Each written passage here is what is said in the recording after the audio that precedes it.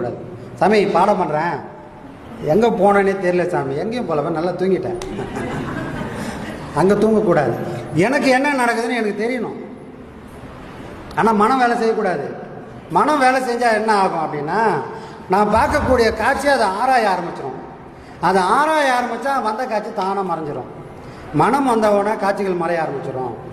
அப்போ நம்ம உழைப்பெல்லாம் வீணாக போகும். நம்ம அந்த இடத்துல எப்படி இருக்கணும் அப்படின்னா, ரோட்டில் நம்மலாம் பைத்தியக்காரனை பார்த்துருக்கோம். அவங்க என்ன பண்ணுவாங்க, சம்மந்தமெல்லாம் எங்கேயோ ஒருத்தர் பார்த்திங்கன்னா அப்படியே இருப்பாங்க. எங்கே பார்க்குறாங்கன்னு தெரியாது. நம்ம பார்த்தோன்னா ஒன்றுமே தெரியாது. ஆனால் அவங்க எதோ பார்த்திங்கன்னா அப்படியே உட்காந்துப்பாங்க. அந்த மாதிரி மனம் செயல்படாமல், நம்ம புத்தி செயல்படாமல், நாமளும் எந்த புள்ளியில் நிற்க குருநாதர் கற்றுக் கொடுத்தாரோ அந்த புள்ளியில் நின்று அங்கே என்ன வருதோ அதை நம்ம ரிசீவ் பண்ணணும். சாமி பாடம் பண்ணுறேன், 1 மணி நேரம் பண்ணேன், 2 மணி நேரம் பண்ணேன், ஒன்றுமே வரலைங்க அப்படின்னு கவலைப்படுற இடம் இது இல்லை. ஏன்னா ஒன்றுமில்லாத ஒரு இடத்துல இருந்து தான் எல்லாம் வர்றதுக்கான விஷயத்த இறைவன் வச்சுருக்கான். அங்கே நீங்கள் ஒன்றும் இல்லைன்னு சொல்கிறதுக்கு நம்ம ஆளே கிடையாது. புரியுதுங்களா? ஒன்றும் இல்லைன்ற வார்த்தை இனிமேல் நம்ம வாயிலே வரக்கூடாது. ஏன்னா அங்கே தான் எல்லாமே இருக்குது. என்ன தேவை அப்படின்னா நம்ம மனசு ஃபோக்கஸ் ஆகணும். ஒரு கட்டையை ஒரு ஆள் மேலே அடித்தா எந்த ரத்தமும் வராது. ஆனால் அந்த கட்டையை நல்லா சீவி கூறு ஆக்கிட்டு அதுக்கப்புறம் குத்தினா போதும், அடிக்க விடுவோம், குத்தினா போதும், எல்லாம் கதை முடிஞ்சிடும்.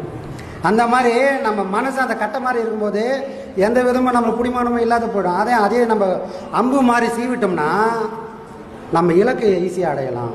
அப்போ மனசு அவ்வளோ ஷார்ப்பாகணும், அவ்வளோ பக்குவமாக ஆனால்தான் நாம் இறை காட்சிகளையும் இறைவனை பற்றிய அந்த அனுபவங்களையும் நம்மளால் உணர முடியும்.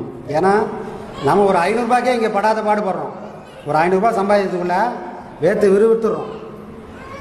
அப்போது நம்ம இங்கே கொடுக்கக்கூடிய பாடம், நம்ம குருநாதர் சொல்லி கொடுத்த விஷயங்கள் எல்லாம் என்னென்னா, நம்மளே இந்த பிறவி இன்னொரு பிறவியை பிறக்கக்கூடாது அப்படின்றதுக்காக கொடுத்த பாடம். அப்போ நம்ம பாடம் பண்ணக்கூடிய நாம் எப்படி இருக்கணும்னா, இதுதான் நமக்கான கடைசி பிறவியாக இருக்கும். இப்போ நான் செய்யக்கூடிய இந்த விஷயம் எனக்கு இன்னொரு அம்மா வயதில் கருவில் நான் போகிறதுக்கு வாய்ப்பே கொடுக்கக்கூடாது. அப்போது நானே முடிவு பண்ணிடணும், இதுதான் என்னோடய கடைசி பிறவி.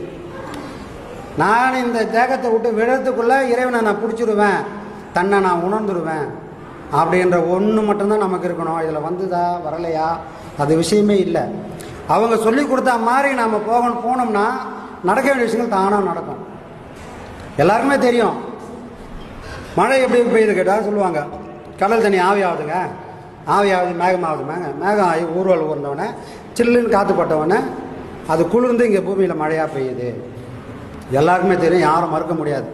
ஆனால் யாராவது பார்த்துமா கடல் தண்ணி ஆவி ஆகுது யாருக்கா தெரியுமா? அப்போ தெரியலன்றதுனால அதை நம்பாமல் இருக்கலாமா? நம்ம பார்வைக்கு தெரியாது, ஆனால் நடக்க வேண்டிய விஷயம் நடந்துட்டு தான் இருக்குது. அந்த மாதிரி நம்ம பாடம் பண்ணும்போது நமக்கு அனுபவங்கள் இல்லாமல் இருக்கலாம், நம்மளால் சில விஷயங்களை உணராமல் இருக்கலாம். ஆனால் அதெல்லாம் நடக்கலைன்னு அர்த்தம் இல்லை. இந்த விஷம் சாப்பிட்டா சாகணும், அது என்ன பண்ணுமோ அது பண்ணும். ஐயா கொடுத்த விஷம் இல்லை, அமிர்தம் உங்களை வாழ்வாங்க வாழ வைக்கும். புரியுதுங்களா? அதனால் இங்கே நடக்கலை, என்னால் புரியல, எனக்கு தெரியலைங்க அப்படின்னு சொல்கிறதுக்கு இல்லை. அவங்க சொன்ன நிலையில் நீங்கள் நின்னீங்கன்னா அது தானாக நடக்கும். நம்ம செய்ய வேண்டிய வேலை காற்றை ஊதணும், அடுப்பு எரியணும். இது 2 வேலையும் நம்ம கரெக்டாக பார்த்துக்கினே இருக்கணும்.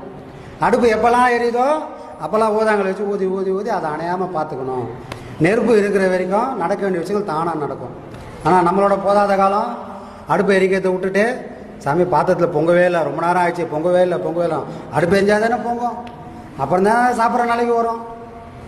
அப்போ சமையலும் நாம் பண்ணக்கூடிய பாடம் ஒன்று தான். பக்குவம் வந்தால் எல்லாரும் சாப்பிட்றதுக்கு எப்படி உதவுதோ அதே மாதிரி நாமளும் பக்குவம் வந்தால் நாமளை இறைவனை போய் சேர்த்துப்பான், இறைவன் நம்மளை தூக்கிப்பான். அதுக்கப்புறம் நம்ம இங்கே இருக்க வேண்டிய வேலையே கிடையாது.